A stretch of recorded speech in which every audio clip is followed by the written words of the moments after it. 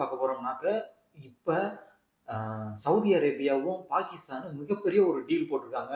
அதாவது அவங்களுக்குள்ள உள்ள டிஃபென்ஸ் டீல் ஒண்ணு போட்டிருக்காங்க. இந்த டீல் போட்டாக்க இந்தியாவுக்கு பெரிய ஆபத்து வருமா? அப்படின்னு இப்ப நெறைய பேசிக்கிட்டு இருக்காங்க.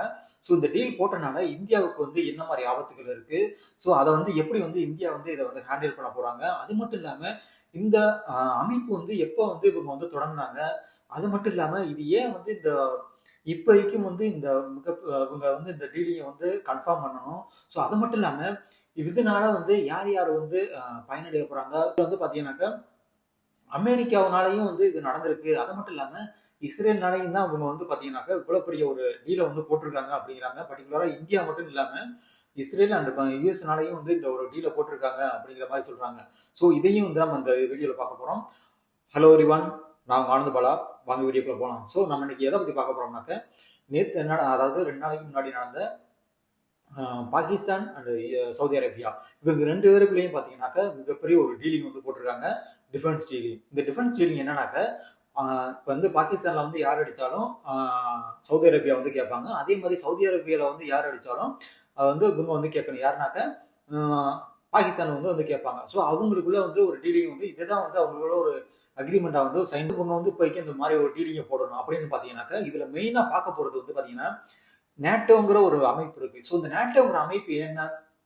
இஸ்ரேல் பாத்தீங்கன்னா ஒரு வாரத்துக்கு முன்னாடி இதுல போய் பாத்தீங்கன்னாக்கா கத்தார்ல ஒரு மிசைல் அட்டாக் பண்ணாங்க. இந்த மிசைல் அட்டாக் எதுக்காக பண்ணாங்கன்னாக்க, அங்க ஹமாஸோட தலைவர்கள் இருக்காங்க. அவங்க மேல நான் கொண்டு போறேன் அப்படிங்கிற மாதிரி, நான் ஒரு தீவிரவாதியா நினைக்கிறேன் அப்படிங்கிற மாதிரி இஸ்ரேல் பதில் சொன்னாங்க. ஸோ இந்த ரீசன்னால என்ன பண்ணிட்டாங்கன்னா, எல்லா ஒவ்வொரு இஸ்லாமிக் கண்ட்ரி எல்லாம் ஒன்னா சேர்ந்து அவங்களுக்குள்ள ஒரு மாநாடு மாதிரி நடத்தினாங்க. இப்போ ரீசெண்டா போன வாரம் கூட. ஸோ இந்த மாநாட்டில் என்ன முடிவு எடுத்திருக்காங்கன்னாக்க, ஒவ்வொரு தலைவர்களும் ஒவ்வொரு மாதிரி அவங்களோட கருத்துக்களை சொல்லிட்டு இருந்தாலும், இந்த இதை பாத்தீங்கன்னாக்க நம்ம நாட்டோங்கிற மாதிரி நம்மளுக்குன்னு இஸ்லாமிக் நாட்டுன்னு ஒரு நாட்டை உருவாக்கணும். ஸோ நம்மளுக்குள்ள ஒன்னா இருந்தாதான் நம்ம இஸ்ரேல எதிர்க்க முடியும் அப்படிங்கிற மாதிரி இந்த இதுல சொல்லப்பட்டது. ஸோ அப்படி சொல்லனாலே என்னையோ இப்போ பாகிஸ்தான் சவுதி அரேபியாவோட ஒரு டீலிங் போட்டிருக்காங்க அப்படிங்கிற மாதிரி ஒரு கண்ணோட்டத்துல பார்த்துக்கிட்டு இருக்காங்க. ஸோ இதுல மெயினா பாத்தீங்கன்னாக்க, இந்த நாட்டோங்கிறது எப்படி உருவானுச்சு? ஸோ இந்த நாட்டோ உருவானதுக்கான காரணம் என்னன்னாக்க, இந்த நாட்டோங்கிறது பாத்தீங்கன்னா வெஸ்டர்ன் கண்ட்ரிகள்ல தான் உருவாக்கியிருக்காங்க. இந்த வெஸ்டர்ன் கண்ட்ரி இந்த நாட்டோங்கிறது எப்போ உருவானதுனாக்கா 1950ல இந்த நாட்டை விரிவுபடுத்தியிருக்காங்க அப்படிங்கிறாங்க. ஸோ இந்த நாட்டை எதுக்காண்டி உருவாக்குறாங்க? அப்ப இருந்த சோவியத் யூனியன், இப்ப இருக்க ரஷ்யாங்கிறது பாத்தீங்கன்னா மிகப்பெரிய ஒரு இப்பவும் மிகப்பெரிய நிலப்பரப்பை கொண்ட ஒரு நாடு. அப்படி இருக்க நாடு பாத்தீங்கன்னாக்கா, அப்ப அவங்களோட நிலப்பரப்பை அதிகப்படுத்திக்கிட்டே இருந்தாங்க சோவியத் யூனியன் காலத்துல. ஸோ அப்படி விரிவுபடுத்திட்டு இருக்கும்போது பாத்தீங்கன்னா, இவங்க என்ன பண்றாங்க, பக்கத்துல உள்ள ஜெர்மனியா இருக்கட்டும், போலாந்தா இருக்கட்டும், நிறைய கண்ட்ரிகள், பிரான்ஸா இருக்கட்டும், இந்த மாதிரி கண்ட்ரி எல்லாம் சேர்ந்து என்ன பண்றாங்கன்னாக்க, நம்மளுக்கு ஒரு சேஃப்டி வேணும். இவங்க எப்ப வேணாலும் நம்மள அட்டாக் பண்ணலாம், அவங்க பிடிச்சிருவாங்க. ஸோ அந்த ரீசனை இவங்களுக்குள்ள ஒரு படையை உருவாக்குறது. ஏன்னா இப்ப ஜெர்மனில யாரோ அடிக்கிறாங்க அப்படின்னாக்க, ஜெர்மனி மட்டும் அட்டாக் பண்ணாது. ஜெர்மனிக்காக இந்த நேட்டோல எத்தனை கண்ட்ரி இருக்கோ, ஒரு 10 கண்ட்ரி இருந்தாலும் 10 கண்ட்ரி இவங்களோட சேர்ந்து சண்டை போட்டு அவங்க ஒரு ஆள் அடிப்பாங்க. ஸோ இதுதான் இதோட நேட்டோட அமைப்போட நாட்டை உருவாகிறதுக்கான காரணங்கள். ஸோ இதை தான் இப்ப இஸ்லாமிக் கண்ட்ரிகள் கையில எடுத்திருக்காங்க அப்படிங்கிறாங்க. ஸோ ஏன்னா இதுக்கு முன்ன இவ்வளவு நாள் யுஎஸ் எடுத்துக்கங்க. இப்ப யுஎஸ்ல இப்ப ட்ரம்ப் என்ன சொல்லிட்டாருனாக்க, இஸ்ரேல நான் அடிச்சது எனக்கு தெரியாது. அவங்க எனக்கு இதுவரையும் எதுவுமே சொல்லல அப்படிங்கிற மாதிரி யுஎஸ் அதாவது ட்ரம்ப் சொல்லிட்டாங்க.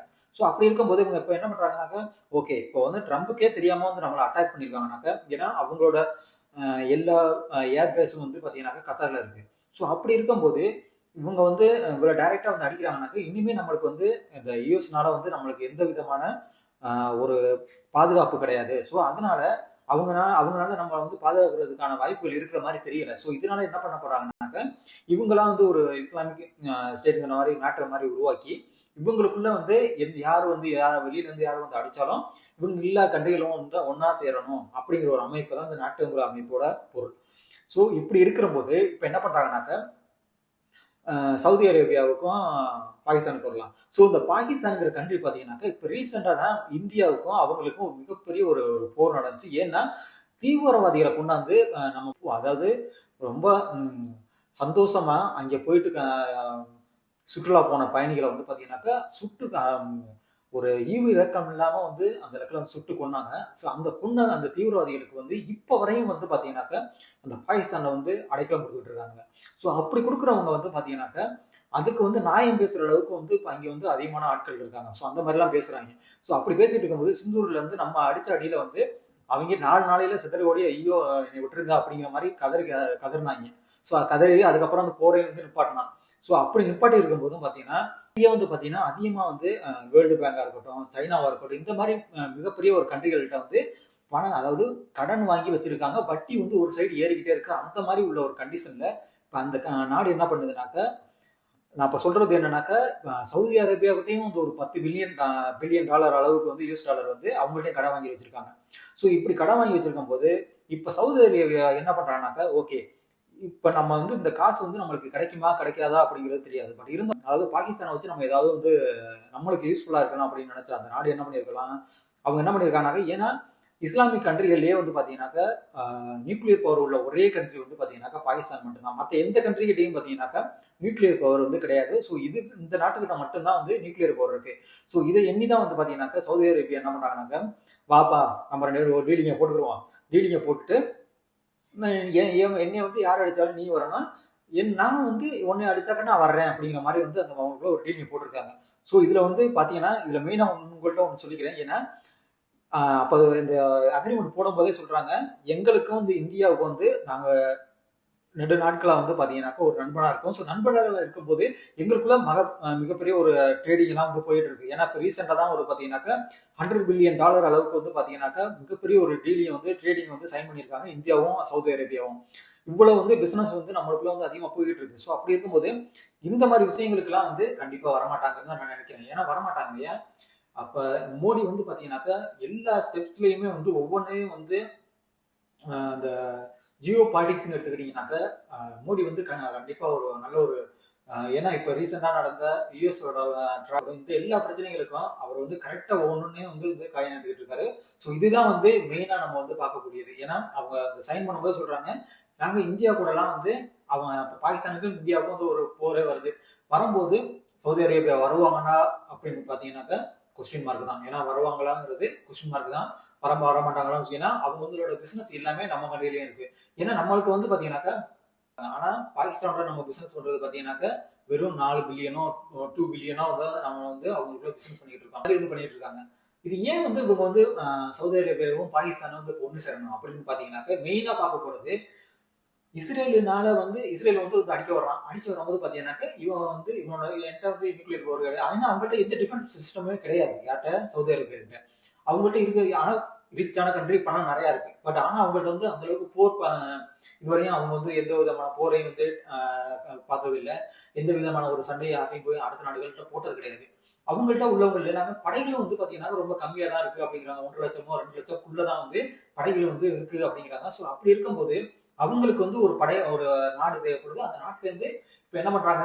இப்ப பாகிஸ்தான் என்ன பண்றாங்கன்னாக்க, அவங்களுக்கு வந்து இப்போ ஒரு 4 பில்லியன் டாலர் அளவு வந்து பாத்தீங்கன்னா கடன் தர்றேன் அப்படிங்கிற மாரி இப்ப சவுதி அரேபியா அந்த சைன் ஆனதுக்கு அப்புறம் வந்து சொல்லியிருக்காங்க. சோ அப்படி சொல்லும்போது அப்போ அவங்களுக்கு என்ன ஓகே நம்மளுக்கு வந்து இப்போ வந்து பணம் வரப்போகுது அப்படின்னு அவங்க நினைக்கிறாங்க. இதனால வந்து பாத்தீங்கன்னா ஒரு 10,000 20,000 படை வீரர்களை வந்து பாத்தீங்கன்னாக்கா சவுதி அரேபியாவுக்கு அனுப்புற மாதிரி வந்து பேச்சு நடந்துட்டு இருக்கு அப்படிங்கிறாங்க. சோ இதுதான் வந்து இப்ப ஜியோ பாலிடிக்ஸ்ல பாகிஸ்தானுக்கும் சவுதி அரேபியாவுக்கும் நடக்கக்கூடிய மிக முக்கியமான ஒரு டீலிங் அப்படிங்கிற மாதிரி சொல்றாங்க. சரி ஏன் வந்து இந்த சவுதி அரேபியா வந்து இந்த பாகிஸ்தானை வந்து பாக்கணும்? ஏன்னா பாகிஸ்தான்ங்கிறது ஒரு கடன் ஆல்ரெடி கடன்ல இருக்க கண்ட்ரி. சோ அப்படி இருக்கும்போது $130 பில்லியன் அளவுக்கு மேல வந்து பாத்தீங்கன்னாக்கா அவங்களுக்கு அதிகமான கடன் இருக்கு. இப்போ வரையும் சொல்லிட்டு இருக்காங்க. இந்த கடன்னால வந்து பாத்தீங்கன்னா இந்த இயர்க்குள்ள அவங்க வந்து பாத்தீங்கன்னா ஒரு குறிப்பிட்ட அளவு அந்த கடனை கட்டலைனாக்கா அவங்களுக்கு இன்னும் அதிகமான வந்து வட்டி அதிகமாகிறதுக்கான வாய்ப்புகள். இதுல மெயினா வந்து பாத்தீங்கன்னா சைனா கிட்ட வந்து மட்டும் இவங்க எவ்வளவு கடன் வாங்கியிருக்காங்கனாக்க 29 பில்லியன் வந்து வாங்கியிருக்காங்க. அது இல்லாம சவுதி கிட்ட 10 பில்லியன் நான் முன்னாடி சொன்ன மாதிரி 10 பில்லியன் டாலர் அளவுக்கு வாங்கியிருக்காங்க. இது வந்து ஏன் வந்து இவ்வளவு வாங்கி கடன் வாங்கிட்டு மறுபடியும் வந்து பாத்தீங்கன்னாக்க சவுதி கிட்ட தான் போயிட்டு நின்றுட்டு இருக்காங்க. சவுதி ஏன் வந்து இந்த பாகிஸ்தானை தேர்ந்தெடுக்கணும் அப்படின்னு பாத்தீங்கன்னா மெயினா பார்க்கக்கூடியது அவங்களுக்கு வந்து மெயின் அச்சுறுத்தலே வந்து ஏமன்.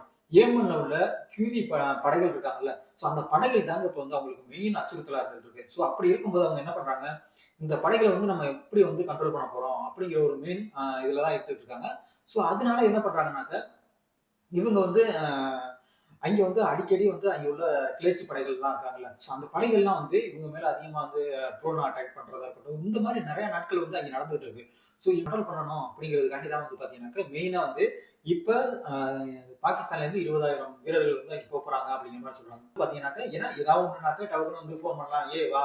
அ நீ தான் நம்ம 2 பேரும் டீலிங் போட்டுருக்கோமே! வாங்க நம்ம உன்னோட அணு ஆயுதத்த தூக்கிட்டு வா" அப்படின்னு சொல்லிட்டு சொல்றாங்க. ஏன்னா, இப்ப இவங்கள்ட்ட எந்த இது ஒரு விதமான டிஃபென்ஸ் சிஸ்டமே கிடையாது. ஏன்னா, இப்ப அவங்க சவுதி அரேபியால பார்த்தீங்கன்னாக்கா, மெயினா வந்து அவங்க வாங்குற எல்லா டிஃபென்ஸ் பொருட்களுமே வந்து பார்த்தீங்கன்னாக்கா, யுஎஸ்ஸ நம்பி தான் இருக்காங்க. ஸோ அவங்க எல்லாமே வந்து பார்த்தீங்கன்னா, யுஎஸ்லேருந்து தான் வந்து பார்த்தீங்கன்னா, அவங்களோட டிஃபென்ஸ் சிஸ்டம் எல்லாமே வந்து அங்கே நான் துப்பாக்கிலேருந்து சரி, அது இல்லாம அவங்களுக்கு உண்டான ஆர்மி பேஸ்டு பொருட்கள் எல்லாமே வந்து பார்த்தீங்கன்னாக்கா, யுஎஸ்லேருந்து தான் வந்து வாங்கிட்டு இருக்காங்க. இப்போ வரையும் வாங்கிட்டு இருக்காங்க. ஸோ ஆனா பாகிஸ்தான்ங்கிறது அப்படி கிடையாது. பாகிஸ்தான் ஃபுல்லா வந்து பார்த்தீங்கன்னா, யார டிபெண்ட் பண்ணியிருக்குனாக்கா, சைனாவ டிபெண்ட் பண்ணியிருக்கு. சைனா கிட்ட தான் வந்து எல்லா ஒரு சிஸ்டமுமே வந்து டிஃபென்ஸ் சிஸ்டமா இருக்கட்டும். இப்போ ரீசெண்டா வந்து நம்மள்ட்ட சிங்கூர்ல அடிபட்டு ஓடுனாங்க பார்த்தீங்களா? அந்த மாரி இந்த எல்லா ட்ரோன்களையும் சரி, எல்லாமே வந்து அவங்ககிட்ட தான் வந்து வாங்கிட்டு இருக்காங்க. ஸோ இப்படி வாங்கிட்டு இருக்கும்போது பார்த்தீங்கன்னா, இப்ப சைனாவுக்கும் ஆ யுஎஸ்க்கும் பிடிக்காது. பட் யுஎஸ் வந்து பார்த்தீங்கன்னாக்கா, இப்போ இதுல வந்து பார்த்தீங்கன்னாக்கா, சவுதி அரேபியா யுஎஸ் கிட்ட இருந்து டிஃபென்ஸ் சிஸ்டம் வாங்கிட்டு இருக்கு. பாகிஸ்தான் பார்த்தீங்கன்னாக்கா, சைனா கிட்ட இருந்து வாங்கிட்டு இருக்கு. இதுல எந்த மாரி வந்து போயிட்டு இருக்கு அப்படின்னு தெரியல. மெயினா பார்க்க போறது, இவங்களுக்குள்ளேயே வந்து நாட்ட உருவாக்குறேன்னு சொல்றாங்க. ஓகே. இவங்க நாட்ட உருவாக்குறேன்னு சொன்னாங்களும், இந்த ஏமன் இந்த ஹூதி படைகளுக்கு வந்து பார்த்தீங்கன்னா, மெயினா வந்து சப்போர்ட் பண்றது யாருன்னு கேட்டீங்கன்னாக்கா, ஈரான்ங்கிற மிகப்பெரிய ஒரு நாடு. ஸோ ஈரான்னாலயும் வந்து பார்த்தீங்கன்னாக்கா, இப்ப இந்த ரீசெண்டா இப்ப நடந்தனால, இப்ப என்ன பண்ணியிருக்காங்கன்னாக்கா, பாகிஸ்தான் போய் அவங்கள்ட்ட அந்த டீலிங் வந்து சைன் பண்ணிட்டாங்களா? இதனால அவங்களுக்கும் அச்சுறுத்தல் இருக்குமா? அப்படிங்கிற ஒரு கண்ணோட்டத்துல வந்து அ ஈரான் நாட்டவர்களும் வந்து பார்த்துட்டு இருக்காங்க அப்படின்னு சொல்றாங்க. ஸோ இது பார்த்தீங்கன்னா, மெயினா வந்து இந்தியாவுக்கு மட்டும் தான் பாதிப்பு கிடையாது. ஈரானுக்கும் பாதிப்பு. அது இல்லாம வந்து பார்த்தீங்கன்னாக்கா, ஆப்கானிஸ்தானுக்கும் வந்து பார்த்தீங்கன்னாக்கா, இது மெயின் த்ரெட்டனிங் அதாவது ஆபத்துன்னு தான் சொல்றாங்க. ஸோ அப்படி இருக்கும்போது, இந்த ஒரு சின்ன சைன்னால வந்து பார்த்தீங்கன்னா, இந்த சைன்னால இந்தியாவுக்கு எதுவும் பாதிப்பு வருமா? அப்படின்னு கேட்டாக்கா, கண்டிப்பா கொஞ்சம் டவுட் தான் சொல்லுவேன். ஏன்னா, இப்ப உள்ள நம்ம ஃபாரின் அஃபீசியல் அதாவது ஸ்ரீசங்கர் என்ன சொல்லியிருக்காங்கனாக்க, இத வந்து நாங்க உன்னிப்பா கவனிச்சுக்கிட்டு இருக்கோம். ஸோ இத என்ன பண்ணலாம் அப்படிங்கிற மாரி நாங்க பார்த்துட்டு இருக்கோம் அப்படிங்கிற மாரி நம்மளோட உயர் அதிகாரிகள் வந்து பேசிக்கிட்டு இருக்கிறதா இருக்கட்டும். ஸோ இதுதான் வந்து பார்த்தீங்கன்னா, பாகிஸ்தானும் சவுதி அரேபியாவும் டீலிங் போட்ட காரணம். மெயின் ரீசனே வந்து பார்த்தீங்கன்னா, இஸ்ரேல் அடிக்கிறத விட, அங்க உள்ள ஏமன் வந்து பார்த்தீங்கன்னா, அவங்கள அட்டாக் பண்ணிறக்கூடாது. ஸோ அந்த ஒரு ரீசன்னால தான் வந்து பார்த்தீங்கன்னாக்கா, ஏன்னா இந்த ஏமன பேக் பண்றதே வந்து மிகப்பெரிய ஒரு ஈரான்ங்கிற கண்ட்ரி. ஸோ அந்த ரீசன்னால தான் வந்து பார்த்தீங்கன்னாக்கா, அவங்களுக்குள்ள இந்த ஒரு டீலிங் போட்டுருக்கலாம் அப்படிங்கிற மாரி சொல்லப்படுறாங்க. பாப்போம் என்ன மாரி பண்ண போறாங்க. ஆனா இதுல மெயினா நீங்க பார்க்க போறது என்னன்னாக்கா, இவ்வளவு நாள் வந்து ஒவ்வொரு கல்ஃப் கண்ட்ரியா அடிச்சுக்கிட்டு இருந்த இஸ்ரேல் வந்து இப்ப மறுபடியும் வந்து பாகிஸ்தான் அடிக்கிறதுக்கான அடிக்க போறான் அப்படிங்கிற மாதிரி சொல்லுது. பாப்போம் என்ன மாரி இந்த ஜியோ பாலிடிக்ஸ்ல எதையுமே வந்து நம்ம வந்து குறிப்பிட்டு சொல்லிட முடியாது. ஸோ அதுதான் இங்க மெயினா பார்க்கக்கூடியது. இதுதான் நம்மளுக்கு வந்து இன்னைக்கு வந்து பார்க்க வீடியோ. வாங்க அடுத்த வீடியோல பார்ப்போம். வாங்க அடுத்து போலாம். பாய்.